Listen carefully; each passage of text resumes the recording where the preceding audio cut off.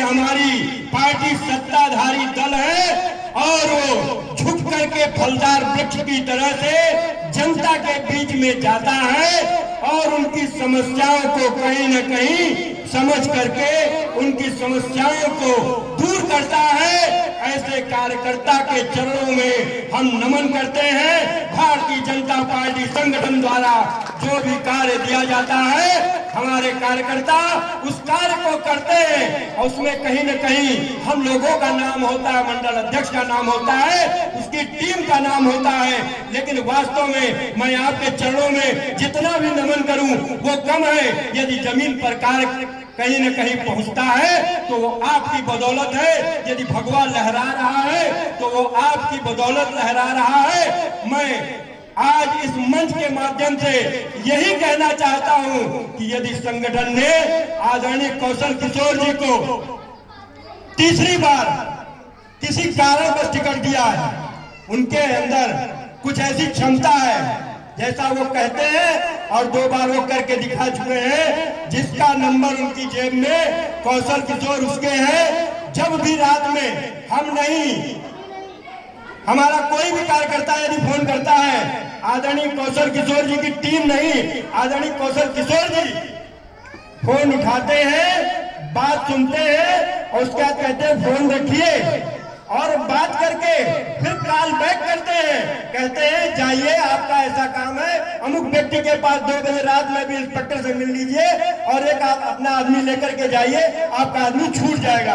Reply स्वयं देते हैं जो कि 5 विधानसभाओं का प्रतिनिधित्व कर रहे हैं। हम लोग एक मंडल के प्रतिनिधित्व करने में कहीं न कहीं चिंतन करने लगते हैं, घबरा जाते हैं, कहते हैं अरे भाई फिर काम आ गया, फिर ऐसा हो गया, फिर वैसा हो गया। लेकिन कभी वो घबराते नहीं है। उनके चेहरे की भाव भंगिमा एक ही तरह से रहती है। आप अंतर्राष्ट्रीय पटल पर उठा करके देख लीजिए, जो विदेशी ताकतें थी अर्थात कांग्रेस पार्टी जिनकी मंशा थी इस देश को मुस्लिम तुष्टीकरण में फंसा देने की, इस देश को सांसद जी आ गए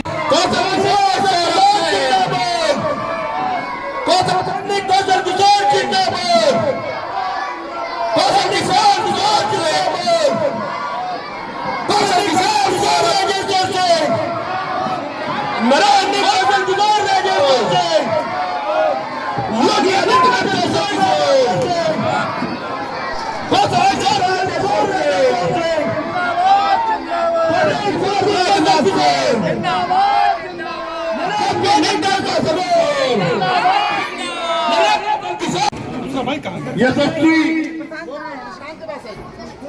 मंत्री आदरणीय कौशल किशोर जी का हृदय से हार्दिक स्वागत करता हूं, इस विश्वास के साथ कि हमारा वोट आपको इस बार पिछली बार से भी अधिक ऐतिहासिक मतों से विजयी कराएगा। निवर्तमान मंडल अध्यक्ष कृष्णा जी,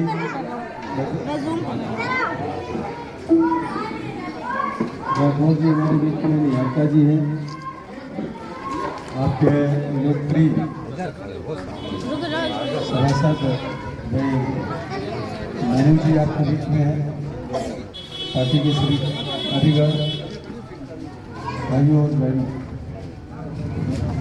बड़ा लेट हो गया हूँ मैं, जल्दी जल्दी मुझे भागना भी है। कई एक मीटिंगें सुबह की जा रही हैं और जिसकी वजह से आधे घंटे की मीटिंग लगाई थी वो धीरे धीरे लेट होती है। भैया बैठ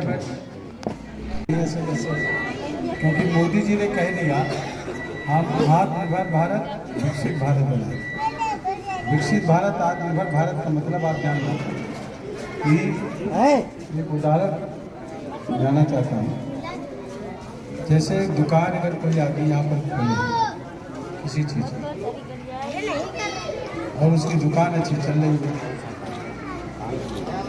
और कोई कस्टमर मोहल्ले का जो वहाँ सामान खरीदता हो वो खुद, तो जब वो खुद दुकान खोल लेगा तो जिसकी पहली दुकान खुली है वो आदमी उससे जलने लगेगा कि नहीं जलने लगेगा? बोलो जरा, अंदर अंदर जलन होगी कि नहीं होगी? अंदर अंदर जलन होगी कि मेरे यहाँ सामान लेने आता था, ये दुकान खोल लिया और मेरे कस्टमर काट रहा था। ठीक यही इस चुनाव का मामला है। मोदी जी ने कह दिया आत्मनिर्भर भारत, यानी अपने देश में हमारा देश आत्मनिर्भर बन जाए, बाहर के देशों से उसे सामान लेना ना रहे, बाहर के देशों पर निर्भर देश हमारा ना रहे। तो चीन से बना हुआ जो सामान आता था, जैसे मोबाइल, मोदी जी के आते मोबाइल अपना देश बनाने लगा। ये बच्चों थोड़ा सा, रंग भी वहीं से आता था, पटाखे भी वहीं से आते थे। अभी थोड़ा भी फुलझड़ी सारी तमाम चीज़ें जो फुलझड़ियाँ वगैरह दिखती है सब चीन की थी, अब धीरे धीरे परिवर्तित हो रही है। अब लोग मोटा बल्ब लगाने लगे अपने घरों में, फुलझड़ी भी मोटे बल्ब भी बनाने लगे। हमारे देश में भी ये फुलझड़ी निर्मित होने लगी। कभी नहीं चाहेगा, जहाँ से हम सामान लेते हैं वो सब के सब चाहते हैं कि भारत देश आत्मनिर्भर भारत ना बने। और वो सारे लोग ऊपर से तो यस यस कर रहे हैं, अंदर से सब बड़ी जलन लग रहे हैं। तो फिर कौन कौन चाह रहा है कि विकसित भारत न बने, आत्मनिर्भर भारत न बने? एक तो विदेश के लोग नहीं चाह रहे और दूसरे हमारे देश के विरोधी लोग नहीं चाह रहे हैं। जो विपक्ष के गठबंधन है वो भी कहते हैं मोदी कहाँ खबर चलेगी, मोदी हटाओ, मोदी हटाओ, मोदी हटाओ। तो मोदी हटाने की बात क्यों कर रहे हैं? गरीबों को राशन मिल रहा तो विपक्ष के पेट में दर्द हो रहा, गरीबों का इलाज फ्री हो रहा तो विपक्ष को परेशानी, जिनके घर नहीं बने उनको आवास मिल रहे ये परेशानी। 4 करोड़ आवास दे दिए, 3 करोड़ आवास फिर से देने का ऐलान कर दिया। आवास बच जाएंगे लेकिन कोई व्यक्ति ऐसा नहीं बचेगा जिसको आवास न मिल जाए अगर उसके पास अपना निजी घर नहीं है। अब किसानों के खाते में पैसा भी 6-6 हज़ार जा रहा, तो विपक्ष को भी परेशानी हो रही, विदेश के लोगों को भी परेशानी हो रही है। तो ट्यूनिंग कहाँ से कहाँ मिल रही सुन। इसलिए ये चुनाव 4 तारीख को गिनती जब होगी तो विपक्ष उसको नहीं देखेगा। विपक्ष को मालूम है कि हम नहीं जीत रहे, ध्यान से सुनो, अखिलेश जी को मालूम है कि हम नहीं जीत रहे हैं। 3 MP हैं, 273 MP चाहिए प्रधानमंत्री बनने के लिए, तो क्या बन पाएंगे? उनको मालूम है कि हम प्रधानमंत्री बनने नहीं जा रहे। बहन जी को मालूम है प्रधानमंत्री बनने नहीं जा रहे। राहुल गांधी को मालूम है प्रधानमंत्री नहीं बनने जा रहे। 55 जब MP की सीटें जीत करके नहीं जीत पाए 2 बार में, कि उनका विपक्ष का लीडर बन जाता तो 273 सीटें कैसे जीत पाएगा? उनका गठबंधन भी नहीं जीत पाएगा। उनको पता है कि हम नहीं बन पाएंगे, मगर वो फिर उल्टा सीधा बक क्यों रहे? किसके कहने से कह रहे हैं कि भारत का संविधान खतरे में है, भारत का लोकतंत्र खतरे में है? मोदी जी ने संविधान जम्मू कश्मीर में नहीं लागू था, धारा 370 खत्म करके वहां पर तिरंगा फहराया, संविधान को लागू किया। वहां पर जहां नहीं लागू था लागू किया, कांग्रेस के लागू समय में नहीं लागू था। लोकतंत्र 1975 में इंदिरा गांधी ने इमरजेंसी लगाई, संविधान को बैंडेड कर दिया, एक तरीके से सस्पेंड कर दिया संविधान को, और सारे नेताओं को जेल भेज दिया। अखिलेश यादव जी के पिताजी मुलायम सिंह यादव जी को भी जेल भेज दिया। आज वो अखिलेश यादव गलबैया डाल के अखिलेश उनके साथ राहुल जी के साथ घूम रहे, कह रहे हैं लोकतंत्र खतरे में। ये बात क्यों कह रहे हैं? ये बात इनसे कहलाई जा रही है, ये बात इनसे कहलाई जा रही है, और ये बात हमारे देश के लोग नहीं कहला रहे हैं। ये वो लोग कहला रहे हैं जो भारत को आत्मनिर्भर भारत, दुनिया का सुपर पावर नहीं बनने देना चाहते, वो लोग कहलाने का काम कर रहे हैं। ये साफ सी बात आपके समझ में आनी चाहिए। इसलिए आज मान सम्मान का सवाल है पूरे देश के लोगों का। हमारी आपकी जिम्मेदारी सबकी बनती है कि जब मोदी जी ने दुनिया में ताल ठोक दिया कि हम विकसित भारत बनाएंगे, आत्मनिर्भर भारत बनाएंगे, दुनिया से बेहतर भारत बनाएंगे, तो पूरे देश के लोगों को मोदी जी के साथ खड़े हो जाना चाहिए। अब वक्त ये है क्योंकि 4 जून को जब काउंटिंग होगी तो चीन देखेगा, अंग्रेज देखेंगे, दूसरे देश के लोग देखेंगे, पाकिस्तान देखेगा कि 80 करोड़ जनता को जिनको मुफ्त में राशन दे रहे थे उन्होंने मोदी जी को वोट दिया कि नहीं दिया। जिन 10 करोड़ महिलाओं को मुफ्त में गैस सिलेंडर चूल्हा मिले, वो वोट दिया कि नहीं दिया? 55 करोड़ लोगों को मुफ्त में इलाज मिला, वो वोट दिया मोदी जी को? दिए कि नहीं दिए? 12 करोड़ किसानों के खाते में पैसा जाता है, वो वोट दिए कि नहीं दिए? 4 करोड़ लोगों को आवास मिले, वो लोग वोट देने का काम किए कि नहीं किए? ये कौन देखेगा? भारत का कोई दूसरा नहीं देखेगा, ये भारत के बाहर के लोग देखेंगे कि देश की जनता मोदी जी के साथ खड़ी है कि नहीं खड़ी है। इसलिए बच्चे बच्चे को मोदी जी के साथ खड़े हो जाने की जरूरत है, वक्त में मोदी जी के साथ खड़े हो। इसलिए मोदी जी ने कहा यही समय है और सही समय है, यही समय है, सही समय है दुनिया को दिखाने का कि भारत विकसित भारत बनेगा। कभी रूस से हम हथियार खरीदते थे, आज रूस और यूक्रेन का युद्ध चल रहा, 16,000 करोड़ से ज्यादा हथियार हमारे देश से रूस ने खरीदने का काम किया। ये सुपर पावर बनने का 80 देशों से ज्यादा देशों में आज भारत के अंदर बनने वाले सैनिक हथियार की इंस्ट्रूमेंट सप्लाई होने का काम हमारे देश से जा रहे दूसरे देशों में खरीदने का काम कर रहे हैं। हम सुपर पावर बनने की तरफ बढ़ रहे हैं। तो मैं कह रहा हूँ आपसे, आज मोदी जी के कहने से अगर हमारे भारत के लड़के अगर यूक्रेन और रूस में फंसे हैं और मोदी जी ने कह दिया 2 दिन युद्ध बंद रहेगा, जब तक हमारे भारत के लड़के नहीं आ जाते, 2 दिन युद्ध बंद रहा, भारत के लड़के तो आए ही निकल के, पाकिस्तान के भी लड़के जो वहां पढ़ते थे वो भी हाथ में तिरंगा पकड़ करके पाकिस्तान का झंडा छोड़ करके निकल करके आए। आप मोदी जी की ताकत और अपने भारत की ताकत को समझने का काम करते हैं। इसलिए आपस के गिले शिकवे भूल करके सबको एकजुट होकर के मोदी जी के साथ खड़े होना है। सपा और बसपा के लोग भी वोट आपको देना चाहते हैं, बस आप उनके पास चले जाइए, उनको भी मोदी जी ने लाभ पहुंचाने का काम किया है। आप अगर उनके साथ एकजुट होकर के चले जाएंगे और बुला लेंगे कि आइए वोट दीजिए बीजेपी को, आपका जो काम पड़ेगा आप करवाने का काम करेंगे।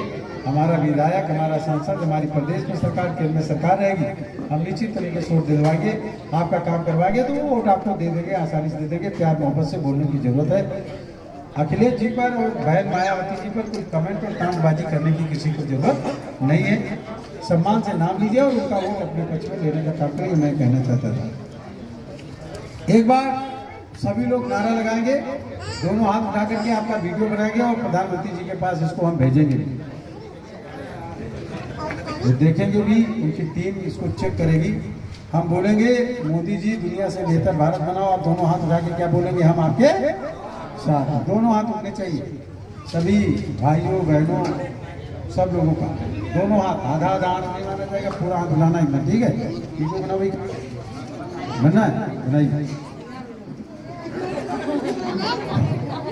मोदी जी दुनिया से बेहतर भारत बनाओ, मोदी जी दुनिया से खूबसूरत भारत बनाओ, हम आपके साथ हैं। मोदी जी दुनिया से सुंदर भारत बनाओ, मोदी जी विकसित भारत, आत्मनिर्भर भारत बनाओ, हम आपके साथ हैं। मोदी जी संघर्ष करो, हम आपके साथ हैं। मोदी जी भारत को सुपर पावर बनाओ, हम आपके साथ हैं। मोदी जी संघर्ष करो, हम आपके साथ हैं। हमारा वोट कहाँ पड़ेगा? माताओं बहनों वोट कहाँ पड़ेगा? कमल वाले खाने पर। नौजवान बुजुर्गों वोट कहाँ पड़ेगा? कमल वाले खाने पर। व्यापारी भाइयों वोट कहाँ पड़ेगा? कमल वाले खाने पर। कमल वाले खाने को भूलो मत, भूलो मत। कमल वाले खाने को भूलो मत, भूलो मत। फिर से एक बार मोदी सरकार, फिर से एक बार मोदी सरकार, अब की बार, अब की बार 400 पार। भारत माता की जय, भारत माता की जय।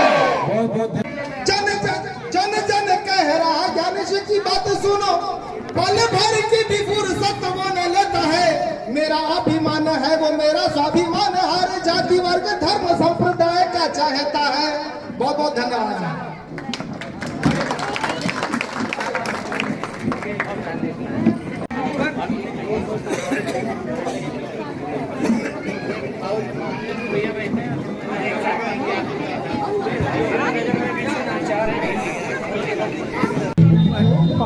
लोकसभा चुनाव को लेकर क्या कुछ कहना चाहते हैं? सुनाई नहीं पड़ रहा, क्या कहते हैं? लोकसभा चुनाव को लेकर के क्या कुछ कहना चाहते हैं? लोकसभा के चुनाव में हमारा देश को 400 से ज़्यादा सीट बताता है। भारत विकसित भारत, आत्मनिर्भर भारत बनने जा रहा है मोदी जी के नेतृत्व में। और आज भारत दुनिया का एक बेहतर देश साबित हो रहा है। दुनिया को टेक्नोलॉजी और विज्ञान के क्षेत्र में, कृषि के क्षेत्र में, रोजगार के क्षेत्र में, हर क्षेत्र में आगे ले जाने का काम मोदी जी कर रहे हैं। इसलिए सभी लोग बड़े पैमाने पर मोदी जी को वोट दे रहे हैं। सभी से अपील भी है इस बार कमल पर वोट देना। गरीबों के लिए जिनको राशन मिलता है उनके परिवार में चूल्हा जलता रहेगा, लोगों का मुफ्त इलाज होता रहेगा, लोगों को आवास मिलते रहेंगे, किसानों के लिए खाते में पैसा जाता रहेगा, महिलाओं को गैस सिलेंडर चूल्हे मिलते रहेंगे। इसलिए सभी लोगों को एकजुट होकर के मोदी जी को कमल पर वोट देना चाहिए और देश को दुनिया का सुपर पावर बनाने में मदद करनी चाहिए।